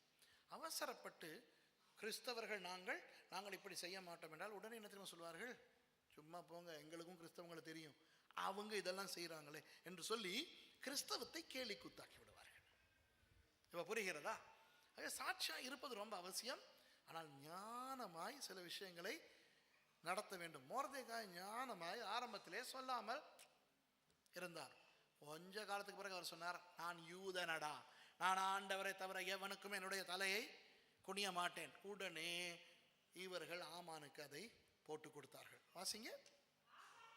ஆமான் மொர்தெகாய் தன்னை வணங்கி நமஸ்கரியாததை கண்டபோது மூர்க்கம் நிறைந்தவனானான். இவ்வளவு காலம் ஆமான் கவனிக்கவே இல்லை இப்படி ஒருவன் தலையை குனியாமல் இருக்கிறான் என்று. இவர்கள் போட்டு கொடுத்தபடினால்தான் அவனுக்கு கவனமே வந்தது. இவ்வளவு காலம் அவன் கவனிக்கவே இல்லை, சொல்லி கொடுத்துட்டானுங்க. இப்ப தெரியும், ஒருத்தன் இருக்கிறான் வணங்காம, பாப்பா நோட் பண்ணுவோம். இப்படி அவன் அந்த மொர்தெகாயை கவனிக்க தொடங்கினான். இதுல இருந்து இந்த முதலாவது காரியத்தில் இருந்து நானும் நீங்களும் கற்றுக்கொள்ள வேண்டியது என்னவென்றால், அரச கட்டளை, ஆண்டவருடைய கட்டளையை எதிர்க்கும் போது நாம் ஆண்டவருடைய கட்டளையைத்தான் கடைபிடிக்க வேண்டுமே ஒழிய அரச கட்டளையை அல்ல. இன்றைக்கு இலங்கை, இந்தியா போன்ற நாடுகளிலேயும் இது ஒரு பெரிய குழப்பமாய் வந்துவிட்டது. ஐரோப்பாவிலே வாழுகிற உங்களுக்கு இது ஒரு பெரிய பிரச்சனை. ஏனென்றால் இன்றைக்கு உங்களுடைய நாட்டு சட்டங்கள், கிறிஸ்தவர்கள் நாட்டு சட்டத்தை மதிக்க வேண்டும். வேதம் சொல்லுகிறது இந்த நாட்டு சட்டங்களுக்கு கீழ்ப்படிய வேண்டும் என்று. ஆனால் என்றைக்கு நாட்டு சட்டம் வேத சட்டத்துக்கு புறம்பாக எழும்புகிறதோ அந்த நேரத்தில் நமக்கு ஒரு இக்கட்டான சூழ்நிலை வருகிறது. வேத கட்டளைக்கு கீழ்ப்படிவதா, நாட்டு கட்டளைக்கு கீழ்ப்படிவதா என்று. அந்த நேரத்தில் நமக்கு மொர்தெகாய் ஞாபகம் வர வேண்டும். மொர்தெகாய், தானியேல், அசரியா, அனனியா, மிஷாயேல் போன்றவர்கள் நமக்கு ஞாபகத்துக்கு வர வேண்டும். இவர்கள் எல்லாம் என்ன செய்தார்கள்? அரசர்களை மதிக்கிறோம், அரச கட்டளையை மதிக்கிறோம். ஆனால் என்றைக்கு எங்கள் ஆண்டவருக்கும் எங்களுக்கும் இடையிலே அந்த கட்டளை புகுந்து கொள்ள பார்க்கிறதோ அன்றைக்கு அந்த கட்டளையை மீறுவோம் என்று. ஆனால் அசரியா, அனனியா, மிஷாவேலை அக்கினியிலிருந்து ஆண்டவர் காப்பாற்றினார். தானியேலை சிங்கத்தின் வாயிலிருந்து காப்பாற்றினார். மொர்தெகாயை ஆமானுடைய பிடியிலிருந்து காப்பாற்றினார். 50 அடி உயர தூக்குமரம் செய்யப்பட்டது. ஆமான் தூக்குமரம் செய்தான். இந்த மொர்தெகாயை தூக்கிலிட கடைசியிலே அந்த தூக்குமரத்திலே ஆமானைத்தான் தூக்கிலே போட்டார். ஆகவே அன்பானவர்களே, அரச கட்டளையை ஆண்டவருடைய கட்டளைக்காக மீறினால் நமக்கு ஆபத்து வராது, தேவனுடைய கிருபை தான் வரும். இந்த நாட்டிலே சில சட்டங்கள் விசேஷமாக பிள்ளை வளர்க்கிறவர்கள் படுகிற பாடு. சரியா? பிள்ளைகளை அடிக்க முடியாது. சரியா? பிள்ளைகளை நாங்க அடிச்சா பிள்ளை அடிக்கும். எங்க அடிக்கும்? டெலிஃபோன்ல போலீஸுக்கு அடிக்கும். போலீஸ் எங்களை அடிக்கும். சரியா? இந்த நாட்டில். சரியா? ஆனால் வேதம் சொல்லுகிறது, பிரம்பை கையாடாதவன் தன் மகனை பகைக்கிறான். அப்போ உண்மையாக பெற்றோர் பிள்ளைகளை அடித்து வளர்க்க வேண்டும், மிருகத்தை போல அல்ல, ஒழுங்கான முறையில். இப்படி வேத கட்டளைகளுக்கு விவாகரத்து முடியாது என்று வேதம் சொல்லுகிறது. ஆனால் அரச கட்டளை, நாட்டு கட்டளை, உனக்கு பிடிக்கவில்லையோ விவாகரத்து பண்ணிக்கொள். சரியா? பெற்றார் தான் பிள்ளைகளை வளர்க்க வேண்டும். ஆனால் இந்த நாடுகளிலே என்ன தெரியுமா, இந்த பிள்ளைகளை நீங்கள் உரிய விதத்தில், நாட்டுக்கேற்ற விதத்தில் வளர்க்காவிட்டால் பிள்ளையை கொண்டு போய் விடுவார்கள். அந்த காலத்தில் நமக்கெல்லாம் புள்ள பிடிக்காரன்னு தன்னாசின்னு சொல்லி கொடுப்பாங்க எங்களுக்கு. புள்ள பிடிக்காரன் வருவான்ட்டு. இப்ப அரசாங்கம் தான் புள்ள பிடிக்காரன். நீங்க ஒழுங்கா வளர்க்கலன்னு அவன் நினைச்சான்னா அவன் உங்க பிள்ளை பிடிச்சிட்டு போயிடுவான். இப்படி இந்த மாதிரியான இந்த 21ஆம் நூற்றாண்டிலே வாழுகிற கிறிஸ்தவர்கள் இந்த நாடுகளின் சட்டங்களை நிமித்தம் பயங்கரமாக அவதிப்பட்டு கொண்டிருக்கிறோம். ஆண் ஆணை திருமணம் செய்யலாமாம், பெண் பெண்ணை திருமணம் செய்யலாமாம், விவாகரத்து பண்ணலாமாம், கருக்கொலை செய்யலாமாம். எந்த தெய்வமே, எத்தனையோ வேதத்துக்கு புறம்பான விஷயங்களை இன்றைக்கு அரசாங்கங்கள் அங்கீகரித்திருக்கின்ற நிலையில் இன்றைக்கு சபைகளிலே மோர்தேகாய்கள் தேவை. அரசாங்கத்துக்கு கீழ்ப்படிவோம், சரியா? அதுக்காக லைசன் இல்லாம டிரைவ் பண்ணிடாதீங்க, சரியா? கேட்டா சொல்லக்கூடாது, கர்த்தருடைய ஆராதனைக்கு நேரத்துக்கு நான் போய் சேர வேண்டும், எனக்கு வாகனம் செலுத்த ஒருவர் இல்லை, ஆகவே எனக்கு இனி ட்ரெயின் பிடித்து போக முடியாது, ஆகவே தேவனுக்காக ஆண்டவருக்காக நான் இந்த வாகனத்தை ஓட்டுகிறேன். லைசன் இல்லாம போய் மாட்டிக்கிட்டா அது பிரச்சனை, சரியா? அதுக்கு நேரத்துக்கு வீட்டில இருந்து இறங்கி போகணும், சரியா? ஆனால் சில முக்கியமான சில வேத கட்டளைகளை மீற வைக்கின்ற அரச கட்டளைகளுக்கு நாம் கீழ்ப்படிய வேண்டிய அவசியம் கிடையாது. ஆண்டவருடைய கட்டளை தான் நமக்கு வேண்டும். இப்ப பாருங்க, ஆமான் மூர்க்கம் அடைகிறான், சரியா? இப்போ ஆமானை இந்த மொர்தெகாய் வணங்காதபடினால் அது அந்த மொர்தெகாய்க்கு மாத்திரமல்ல, யூதர்களுக்கே, இஸ்ரவேலர்களுக்கே ஒரு பெரிய பாதிப்பாய் வரப்போகிறது. என்ன உங்களுக்கு தெரியுமா? இஸ்ரவேலை அழிப்பதற்கு பிசாசு அந்த காலத்திலிருந்து முயற்சி செய்து கொண்டிருக்கிறான். ஆகவே இந்த நேரத்திலே உலகத்தையே ஆட்சி செய்து கொண்டிருந்த அகாஸ்வேரு ராஜாவுக்கு அடுத்ததாக இருக்கிற ஆமானை பயன்படுத்தினால் இந்த யூதர்களை, இஸ்ரவேலர்களை சங்கரித்து விடலாம் என்று பிசாசுக்கு தெரியும்.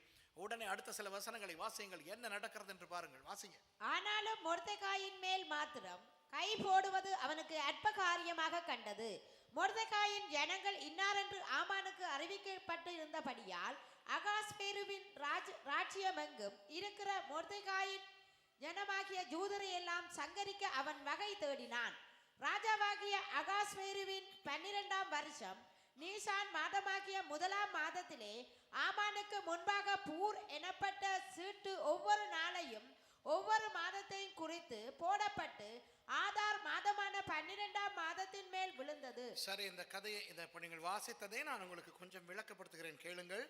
ஆமான் யோசிக்கிறான், மொர்தெகாய் என்ற இவனை மாத்திரம் நான் கொன்றால் போதாது, அது அவனுக்கு பெரிய விஷயமே அல்ல. ராஜாவுக்கு அடுத்தபடியாக ராஜாவே பார்த்து மற்றவர்களை நீங்கள் இந்த ஆமானை வணங்கவும் நமஸ்கரிக்கவும் வேண்டும் என்று சொல்லுகிற அளவுக்கு ஆமான் பெரிய ஆளா இருந்தால், அந்த ஆமான் அந்த வாசலிலே ஊழியம் செய்கிற ஒரு மொர்தெகாயை கொண்டு போய் கண்ட துண்டமாக வெட்டி கொலை செய்தான் என்றால் அது அவனுக்கு பிரச்சனையாகி வந்திருக்குமா? வந்திருக்காது. ஆனால் இந்த இடத்துல பிசாசு செயல்பட ஆரம்பிக்கிறான்.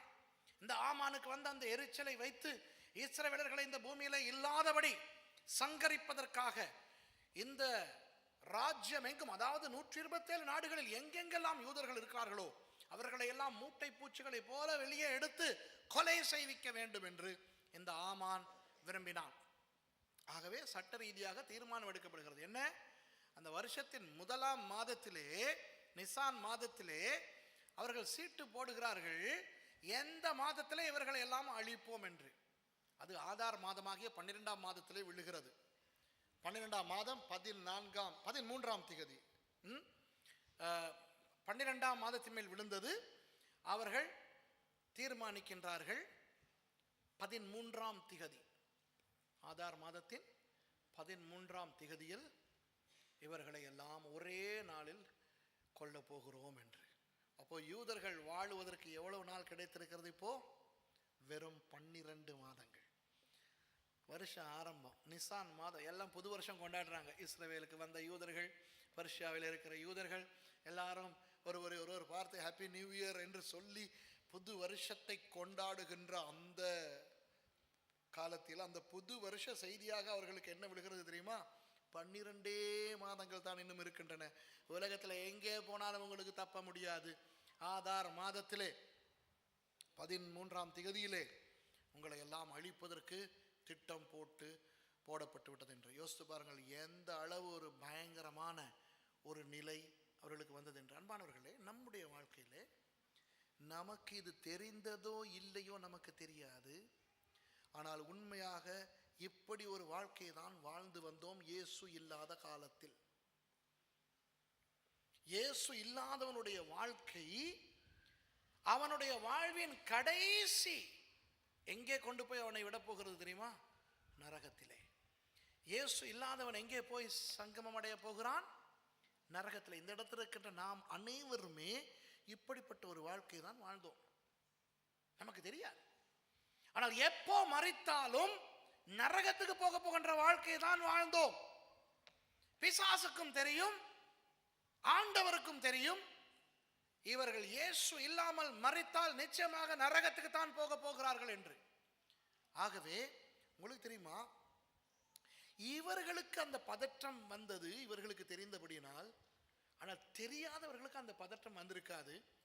யாருக்காவது தெரியுமானால் எவ்வளவு பதற்றம் வரும் யோசிங்க பார்க்கலாம்.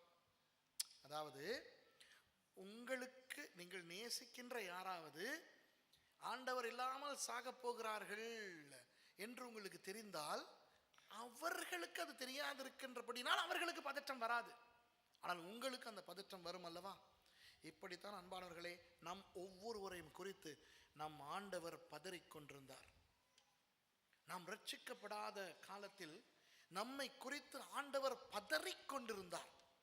அதனால் தான் அவர் ஆள் மாற்றி எங்களிடத்திலே ஜனங்களை அனுப்பி, துண்டு பிரதிகள் அனுப்பி, செய்திகள் அனுப்பி எங்களை அவருக்குள்ளே கொண்டு வர பார்த்து கொண்டிருந்தார். ஏனென்றால் அவருக்கு தெரியும், ஒருவேளை இயேசுவை ஏற்றுக்கொண்டாமல் நாங்கள் செத்தால் பரலோகம் போக மாட்டோம், நரகத்துக்கு தான் போவோம் என்று.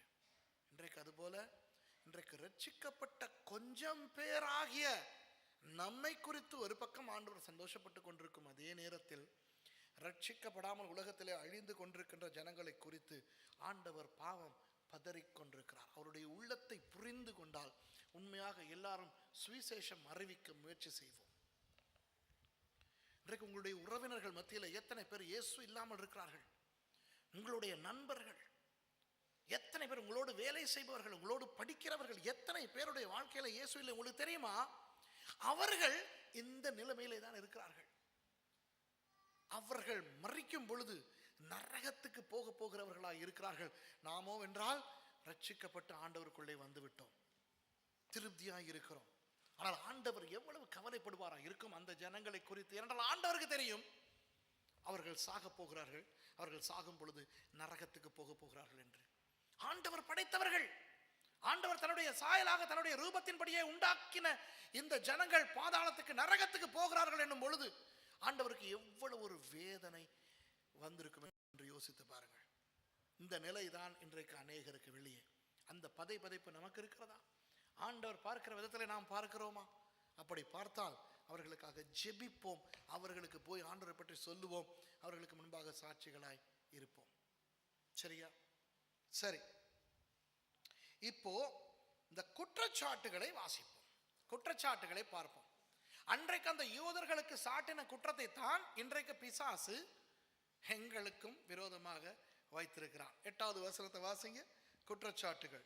அப்பொழுது ஆமான் அகாஸ்வேரு ராஜாவை நோக்கி, உம்முடைய ராஜ்யத்தின் சகல நாடுகளிலும் உள்ள ஜனங்களுக்குள்ளே ஒருவித ஜனங்கள் சிதறுண்டு பரம்பி இருக்கிறார்கள். முதலாவது குற்றச்சாட்டு என்ன தெரியுமா? நோய் கிருமிகளை போல இவர்கள் இருக்கிறார்கள் என்ற குற்றச்சாட்டு. நோய் கிருமிகள் எப்படி இருக்கும்? நோய் கிருமிகள் உடம்புக்குள்ளே போன பிறகு ஆங்காங்கே போய் அது பெருகி வியாதிகளை உண்டாக்கும். வைரஸ், பாக்டீரியா, ஃபங்கஸ் என்றெல்லாம் இருக்கிறது. இந்த நோய் கிருமிகள் உள்ளே போன பிறகுதான் காய்ச்சல் வருகிறது. காய்ச்சலுக்கு கொஞ்சம் மருந்து கொடுத்து பார்ப்பார்கள், சரி வராவிட்டால் ஒரு FBC எடுப்பார்கள், ஃபுல் பிளட் கவுண்ட். அந்த ஃபுல் பிளட் கவுண்ட்ல அவர்களுக்கு தெரியும் இன்ன விதமான வைரஸ் உடம்புக்குள்ளே போயிருக்கிறது என்று. உடனே சொல்வார்கள், உங்களுக்கு ஒரு வைரல் ஃபீவர், ஒரு வைரஸ் காய்ச்சல் வந்திருக்கிறது, இதற்கு சில ஆன்டிபயோட்டிக்ஸ் கொடுக்க வேண்டும் என்று கொடுப்பார்கள்.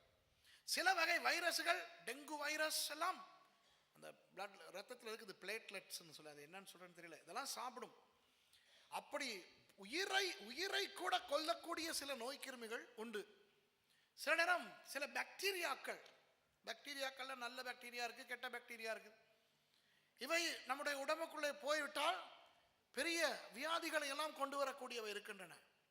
சில நேரம் ஃபங்கஸ் என்ற நோய்க்கிருமி வந்தால் நம்முடைய உடம்பில் தோலில் சிரங்குகள், சொறி வகைகள், அரிப்புகள், இப்படி தேவையில்லாத பிரச்சனைகள்லாம் வரும். உங்களுக்கு தெரியுமா, யூதர்களை அன்றைக்கு இந்த ஆமான் அகாஸ்வேரு ராஜாவுக்கு காட்டினது இந்த நோய் கிருமிகளை போல. ஒருவித ஜனங்கள் நம்முடைய இந்த நாடுகளில், நம்முடைய தேசங்களில் எல்லாம் புகுந்து உள்ளே நுழைந்திருக்கிறார்கள். அவர்களை எல்லாம் வெளியே எடுத்து கொலை செய்தால் தான் நம்முடைய தேசம் உருப்படும். கிட்டத்தட்ட இப்படி ஒரு விஷயம் இரண்டாவது உலக யுத்தத்தின் போது நடந்தது. அடால்ஃப் ஹிட்லர் என்று சொல்லுகின்ற ஜெர்மனி அதிபர், அவனும் யூதர்களை இப்படித்தான் பார்த்தான். யூதர்கள் எல்லா வியாபாரங்களிலும் நுழைந்து போய் அவர்கள் அரித்து அரித்து ஆக்கிரமித்துக் கொள்வார்கள். சரியா? அரசியலில் பார்த்தால் யூதர்கள், விஞ்ஞானத்தில் பார்த்தால் யூதர்கள், எதிலே பார்த்தாலும் யூதர்கள். உண்மைதான், ஆண்டவர் யூதர்களுக்கு கொடுத்த ஆசீர்வாதத்தின் நிமித்தம் இந்த யூதர்கள் எல்லாவற்றிலும் அவர்கள் தான் முதன்மையாக நிற்பார்கள். ஹிட்லர் பார்த்தான், அடால்ஃப் ஹிட்லர் பார்த்தான், இதற்கு ஒரே வழி, இவர்களை எல்லாம் இந்த உலகத்தில் இருந்து அழித்து விட்டால் இந்த உலகம் தூய்மையாகும் என்று சொல்லி Poland, Austria, Hungary, Germany, Holland, France, எத்தனையோ நாடுகளில் இருந்த யூதர்களை கொலை செய்தான். பச்சையாக 60 லட்சம் யூதர்களை கொலை செய்தான். அதைத்தான் அன்று பிசாசு அந்த அகாஸ்வேரு ராஜாவுக்கு ஆமான் மூலமாக போடுகிறான். முதலாவது குற்றம் என்ன? இவர்கள் நோய் கிருமிகளை போல இருக்கிறார்கள். அன்பானவர்களே, இன்றைக்கு கிறிஸ்தவர்களுக்கு இந்த குற்றச்சாட்டு வந்து கொண்டிருக்கிறது. எத்தனை பேருக்கு தெரியுமோ தெரியாது, ஒவ்வொரு ஞாயிற்றுக்கிழமையும் இலங்கையிலே குறைந்தது ஒரு சபைக்காவது அடிக்கிறார்கள். எத்தனை பேருக்கு இது தெரியாது? கையை தூக்கி காட்டுங்க, நான் உங்களுக்கு சொல்றேன். ஒவ்வொரு ஞாயிற்றுக்கிழமையும் நான் ஊழியம் செய்கிற பிரதேசங்களிலே. சரியா? உங்க மேல தப்பில்லை. ஆனா இங்க இருக்கிறவங்க நிறைய பேர் யாழ்ப்பாணத்தையே பார்த்துக்கிட்டு இருக்கிறீங்க. ஒரு காலத்துல யாழ்ப்பாணத்துல யுத்தம் நடந்தது, இப்ப யுத்தம் இல்லை. யாழ்ப்பாணத்துல இப்ப சபைகள் எல்லாம் அடிக்கிறது இல்லை, இன்னும் அது தொடங்கல. ஆனால் கண்டி, கொழும்பு, இன்னும் கொழும்புலே அவ்வளவு இல்லை. ஆனால் நான் இருக்கின்ற கண்டியில் போன ஞாயிற்றுக்கிழமைக்கு முதல் ஞாயிற்றுக்கிழமை கூட என்னுடைய கூட்டாளி பாஸ்டரை போட்டு அடி நடிச்சு அவங்க வைஃப் இன்னும் வருத்தத்தில் இருக்கிறாங்க. சரியா? 300க்கும் அதிகமான பௌத்தர்கள் வந்து அடித்து, சரியா, கடந்த மாதம் ஹிக்கடு என்ற பிரதேசத்தில் 2 சபைகளை போலீஸுக்கு அறிவித்து விட்டு அவர்கள் போய் அடித்து நொறுக்கி செய்தார்கள். காலி பிரதேசம், ஹம்பாந்தோட்ட பிரதேசம், கிறிஸ்தவர்கள் ஒவ்வொரு ஞாயிற்றுக்கிழமையும் இலங்கையிலே தாக்கப்படுகிறார்கள். ஏன் தாக்கப்படுகிறார்கள் தெரியுமா? என்ன குற்றச்சாட்டு தெரியுமா?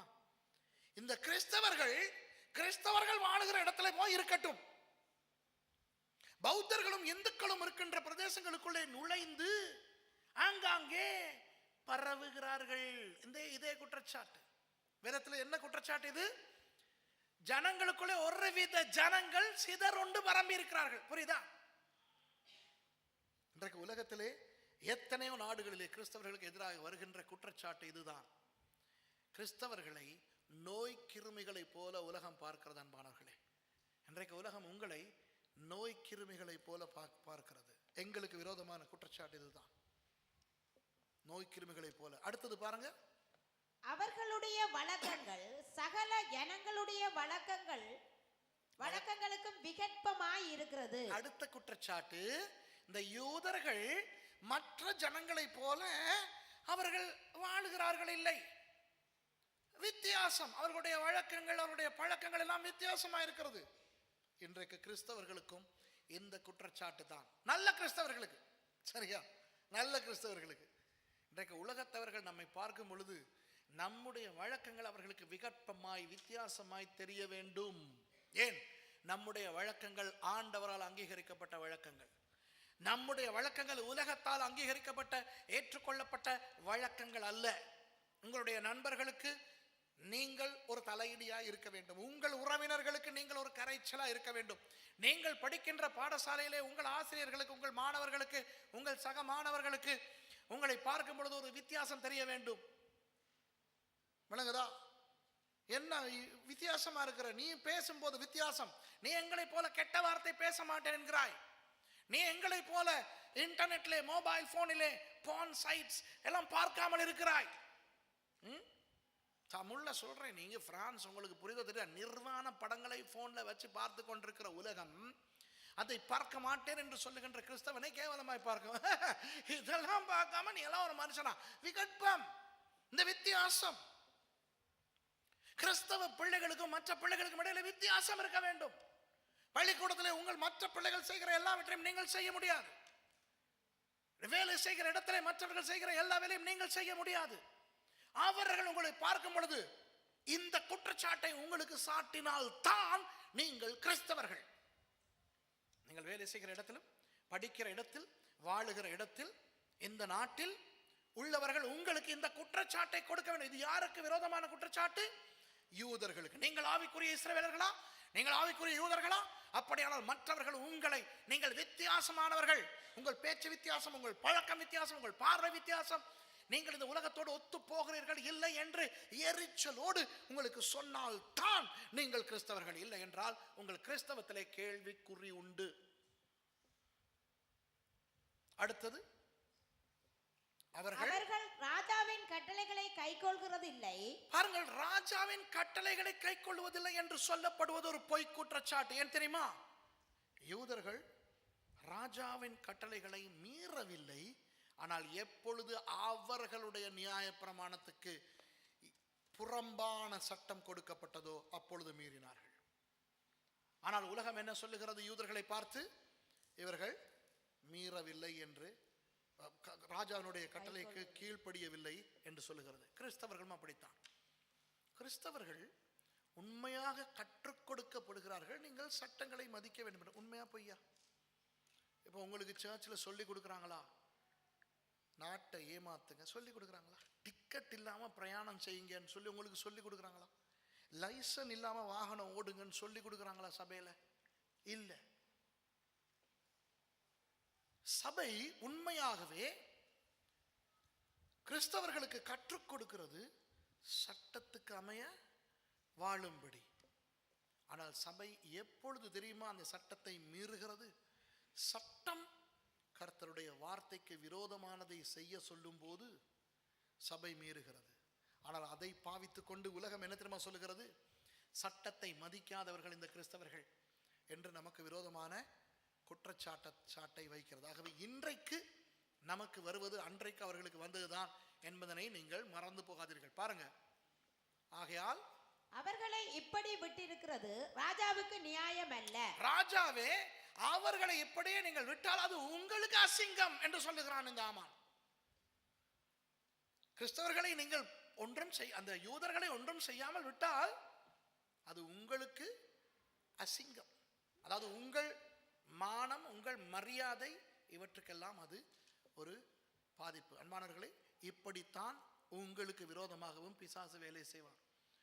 உங்களை பேசாமல் வேலை செய்ய விட்டால், நீங்கள் வேலை செய்கிற இடத்திலே அது அந்த கம்பெனிக்கே இழுக்கு என்பது போல பிசாசு காட்டுவான். நீங்கள் படிக்கிற பாடசாலையை விட்டு உங்களை வெளியே துரத்தாமல் அப்படியே உங்களை தொடர்ந்து படிக்க விட்டால் அது பாடசாலை நிர்வாகத்துக்கே அவமானம் என்பது போல காட்டுவான். உன்னை பாடசாலையில் வைத்திருந்தால் அது எங்களுக்கு அசிங்கம். உன்னை நண்பர்களாக வைத்திருந்தால் எங்களுக்கு அது அசிங்கம்.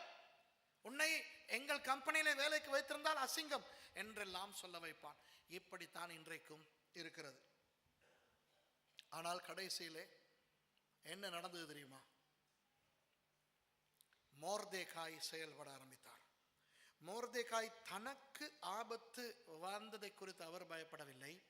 ஆனால் யூதர்களுக்கெல்லாம் ஆபத்து வந்துவிட்டது என்று அவர் துடித்து, அவர் துடுத்தி, அவர் போய் அந்த வாசலிலே உட்கார்ந்து அந்த செய்தி எஸ்தருக்கு போய் சென்றடைந்து, எஸ்தர் வந்து கேட்டு, கடைசியிலே மோர்தேகாய் சொல்லுகிறார் எஸ்தரை பார்த்து, நீ ராஜாவோடு பேசு, ராஜாவோடு பேசி சொல், நீ உண்மையாக யார் என்று சொல், இனி நீ மறைக்காதே, நீ ஒரு யூத பெண் என்று சொல்லி ஒரு அழகான ஒரு சம்பவம் நடக்கிறது. எஸ்தர் ஒரு சந்தர்ப்பத்தில் எஸ்தர் தன்னுடைய உயிரையே பணயம் வைத்து ராஜாவின் சமூகத்துக்கு போகிறாள். ராஜாவின் சமூகத்துக்கு ராணி கூட அழைப்பில்லாமல் போக முடியாது, போனால் கொலைதான் விழும். ஆனால் இவள் போகிறாள். ஆனால் ராஜாவோ அந்த கோலை நீட்டி அவளை மன்னிக்கிறார். அப்புறம் என்ன நடக்கிறது? எஸ்தர் சொல்லுகிறார், நான் ஒரு விருந்து செய்ய விரும்புகிறேன், என் கணவராகிய ராஜாவாகிய உங்களுக்கும் உங்களுக்கு அடுத்தபடியாக இருக்கிற இந்த ஆமானுக்கும். பெருமையா மாப்பிள்ளை போய் வீட்டில் சொல்றார் தண்டை பொண்டாட்டிக்கெல்லாம். என்ன தெரியுமா? ஓ ராஜா, அவனுடைய மனைவி, அவர் என்னை மதித்து ராஜாவுக்கும் எனக்கும் விருந்து செய்கிறார் என்று சொல்லி. ஆனால் அவ்வளவு மதிப்பு எனக்கு வர அந்த வாசலிலே ஒருவன் இருக்கிறானே, அந்த மொர்தெகாய் தடியன், அவன் வணங்குகிறான் இல்லை. அப்பதான் அந்த மனைவி எல்லாம் ஐடியா கொடுக்குறாங்க, இந்த ஒரு நல்ல தூக்கம் செஞ்சு அவனை தூக்கி போட்டுடலாம். சரியா? பாவம், நீங்க உங்களை வேதனைப்படுத்துறாங்க, இவ்வளவு பெரிய ஆள் நீங்க. ஆனால் கடைசியிலே அந்த விருந்தின் போது 3ஆம் நாள் எஸ்தர் இடத்துல ராஜா கேட்கும் பொழுது, என்ன ராணி உனக்கு வேண்டும்? ராஜ்யத்தின் பாதியாவது உனக்கு தருகிறேன் என்று. அப்போதான் அவள் சொல்லுகிறாள், உண்மையாக நான் ஒரு யூத பெண், என் ஜனங்களை அழிப்பதற்கு ஒருவன் திட்டம் போடுகிறான். சரியா? அந்த திட்டம் போடுகிறவனை நீர் இல்லாமல் ஆக்க வேண்டும். இப்ப ராஜா கேட்கிற, அவனுக்கு கிடிங்குது. இப்ப யாருக்கு? மாப்பிள்ளை வந்து உட்கார்ந்து கோழி எடுத்து 3ஆவது நாள் கடிக்க எஸ்தர் வழங்குதா? எஸ்தர் சொல்லுது, இவன் தாள் அப்படின்னு ஆமான காட்டி கொடுத்துருச்சு. அந்த எஸ்தர் மாத்திரம் இருந்திருக்காவிட்டால் இஸ்ரவேல் ஜனங்கள் அழிப்பதற்கு அந்த பிசாசு காரியமாற்றி இருப்பான். சரியா? இன்னும் ஒரு விஷயம் நடக்கிறது. என்ன நடக்கிறது? இந்த மொர்தெகாய் என்பவன் உண்மையாக ஒரு நல்ல வேலை செய்திருந்தான். முன்பு ராஜாவுக்கு விரோதமாய் வேலை செய்து கொண்டிருந்த 2 பேருடைய விஷயத்தை ராஜாவுக்கு சொல்லி கொடுத்து ராஜாவை காப்பாற்றி இருந்தான். திடீரென அவனுக்கு அது ஞாபகம் வருகிறது. பாருங்களேன், ஆண்டவர் நாம் செய்கிற சில நன்மையான காரியங்களை உரிய நேரத்திலே பயன்படுத்துவார்.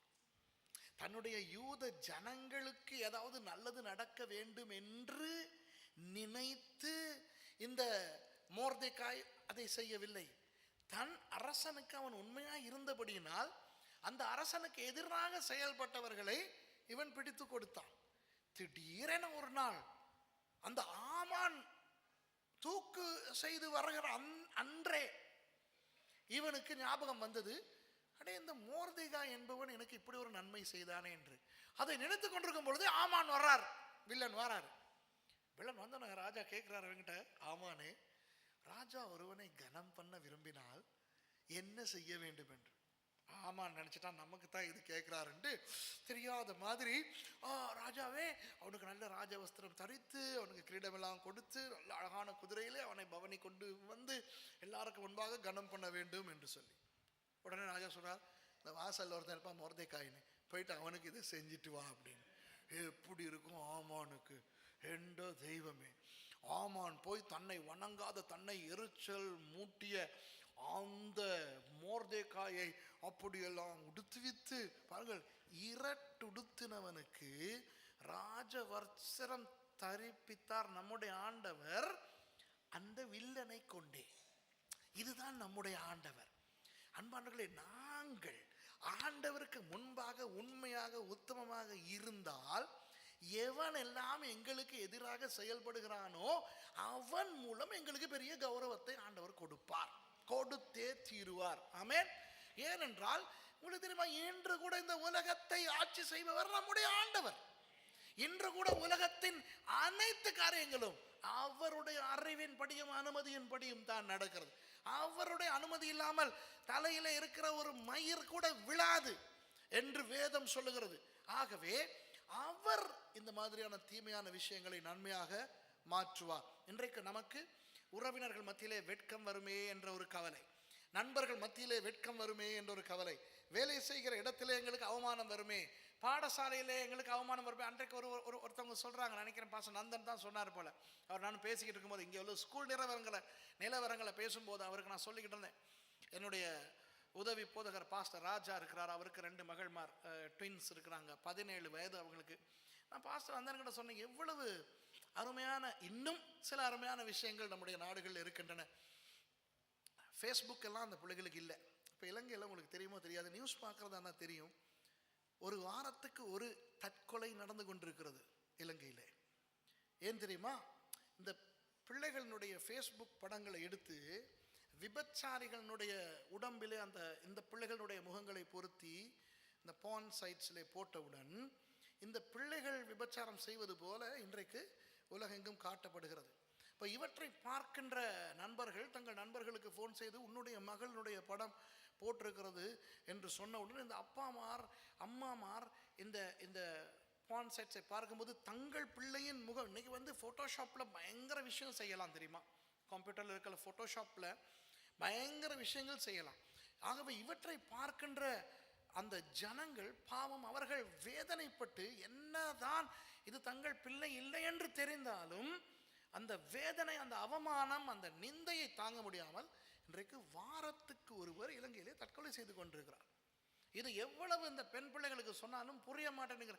எனக்கு நடக்காது, என் ஃப்ரெண்ட்ஸ் மாத்திரம்தான் பார்ப்பாங்க, நான் அப்படியெல்லாம் போட்டு வச்சிருக்கேன், இப்படியெல்லாம் கதை விடுவார்கள். ஆனால் இன்றைக்கு எவ்வளவோ நடக்கிறது. அப்போ பாசன் அந்தனுக்கு சொல்லிக்கிட்டு போனேன்னா அந்த பிள்ளைகள் பாருங்கள், இவ்வளோ 17 வயதாகியும் நல்லா இங்கிலீஷ் மீடியம் பயங்கரமாக நல்லா படிக்குதுங்க. ஆனால் அதுகளுக்கெல்லாம் ஃபேஸ்புக் எல்லாம் இல்லை, பாதுகாப்பாக இருக்குது, மொபைல் ஃபோன் எல்லாம் இல்லை, ஃபேஸ்புக் எல்லாம் இல்லைன்னு சொல்லும்போது இவர் எனக்கு ஒரு கதை சொன்னார். இங்கே ஸ்கூலில் படிக்கும்போது யாராவது ஒரு பிள்ளைக்கு ஃபேஸ்புக் இல்லைன்னா மற்ற பிள்ளைகள்லாம் கிண்டல் அடிக்குமா, உனக்கு ஃபேஸ்புக் கூட இல்லையா, உனக்கு மொபைல் ஃபோன் கூட இல்லையா அப்படின்னு. அப்படி இன்றைக்கு இந்த உலகத்திலே மற்றவர்கள் நம்மை நிந்திக்கிற, நம்மை கேவலப்படுத்துகிற ஒரு காலத்திலே வாழுகிறோம். ஆனால் இந்த எஸ்தர் புத்தகத்திலே இருந்து நான் உங்களுக்கு சொல்ல விரும்புகிறது என்னவென்றால், நம்மை நிந்திக்கிறவர்களை வைத்தே ஆண்டவர் நம்மை மேன்மைப்படுத்துவார், நம்மை கனப்படுத்துவார். சரியா? அதுதான் நமது ஆண்டவர். ஆகவே உலகம் போகிற போக்கிலே நாம் போவதை விட ஆண்டவருடைய போக்கிலே நாம் போனால் இன்றைக்கு அது நமக்கு கஷ்டமாயிருந்தாலும் நாளைக்கு அதில் இருந்த ஒரு பெரிய மகிமையை கர்த்தர் நமக்கு ஏற்படுத்தி கொடுப்பார். கடைசியிலே இந்த ஆமானை அவர்கள் தூக்கிலே போட்டார்கள். சரியா? மொர்தெகாய்க்காக செய்யப்பட்ட அந்த தூக்கு மரத்துக்கு ஆமான் போனான். இப்ப பாருங்க ஒரு விஷயம். ஆதார் மாதம் 13ஆம் திகதி அவர்கள் எல்லாரும் கொலை செய்யப்பட்டிருக்க வேண்டும். ஆனால் கொலை செய்யப்படாமல் ஆண்டவர் காப்பாற்றினபடினால் அன்றிலிருந்து அவர்கள் பூரீம் பண்டிகையை கொண்டாட ஆரம்பித்தார்கள். சரியா? எஸ்தர் 9வது அதிகாரம் 24 28 வரை வாசிப்போம். எஸ்தர் 9வது அதிகாரம் 24 அம்மதாத்தாவின் குமாரனாகிய ஆமான் என்னும் ஆகாகியன் யூதருக்கெல்லாம் சத்ருவாய் இருந்து யூதரை சங்கரிக்க நினைத்து அவர்களை அழிக்கவும் நிர்மூலமாக்கவும் பூர் எனப்பட்ட சீட்டை போடுவித்தான். ஆனாலும் எஸ்தர் ராஜ சமூகத்தில் போய் யூதருக்கு விரோதமாய் அவன் நினைத்த அவனுடைய பொல்லாத யோசனை அவனுடைய தலையின் மேல் திரும்பும்படி கட்டளை பிறப்பித்ததினாலே அவனையும் அவன் குமாரரையும் மரத்திலே தூக்கி போட்டார்கள். மரத்திலே தூக்கி போட்டார்கள் என்றால் தூக்கு மரத்திலே ஆமானையும் அவனுடைய மகன்மாரையும் எல்லாம் கொன்று போட்டார்கள். ஆகையினால் அந்த நாட்கள் பூர் என்னும் பெயரினால் பூரீம் எனப்பட்டது.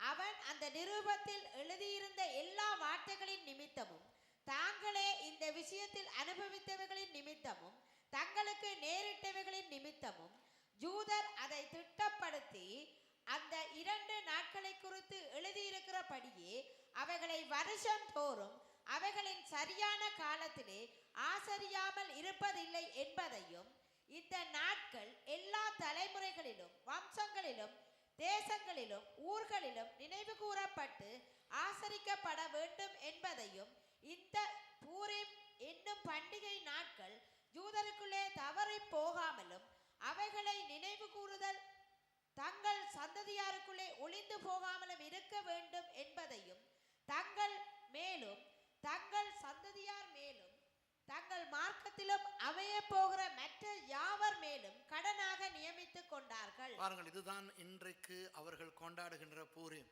அன்றைக்கு தொடங்கிய அந்த பூரீம் யூதர்கள் இன்று வரை கொண்டாடி கொண்டிருக்கிறார்கள்.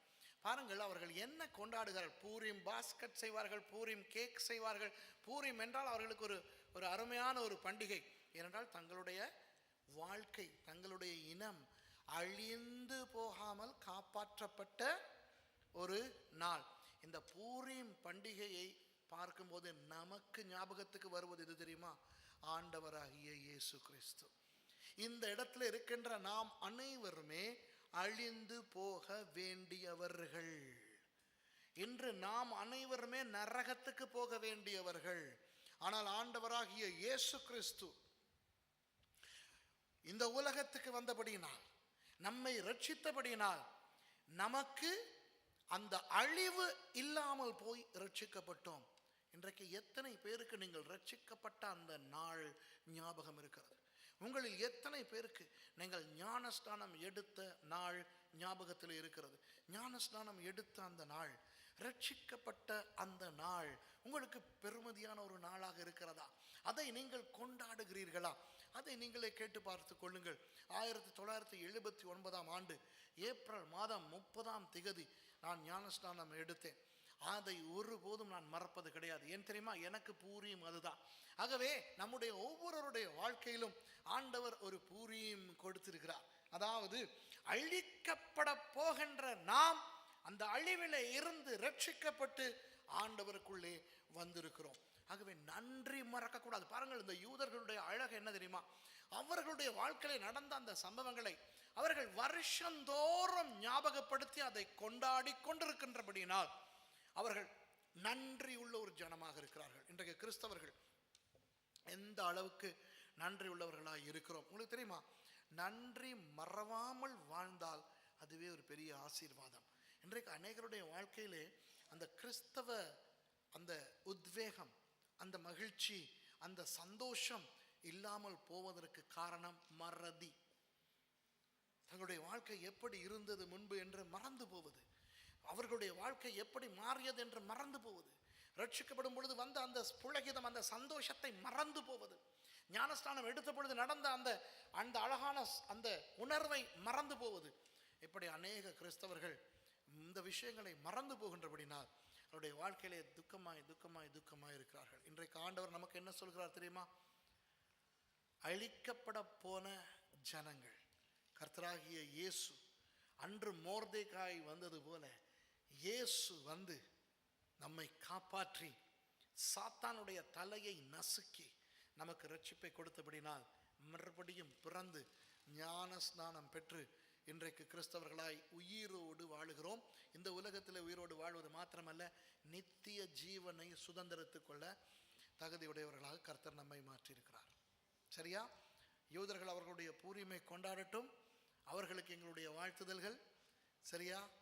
அந்த பூரிக்கு காரணமாயிருந்த அந்த சம்பவம் நடந்தபடினால் தான் எங்களுக்கு ரட்சிப்பை வந்தது. ஏனென்றால் யூதர்கள் அழிக்கப்பட்டிருந்தால் இயேசு வந்திருக்க மாட்டார். சரியா?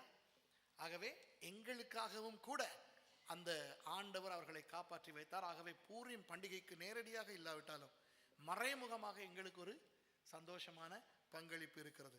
ஆனால் ஆண்டவர் எப்படி ஆமானுடைய கையில் இருந்து அந்த யூதர்களை காப்பாற்றினாரோ அதுபோல நரகத்தின் வாசலிலே இருந்து எங்களை ஆண்டவர் மீட்டெடுத்து இன்றைக்கு ரட்சிப்பை கொடுத்திருக்கிறபடினால் நன்றி உள்ள கிறிஸ்தவர்களாக அவர் தந்த ரட்சிப்பை மறக்காமல் சந்தோஷமாக நாங்கள் வாழ்வோமாக. கர்த்தர் தாமே உங்கள் அனைவரையும் ஆசீர்வதிப்பாராக.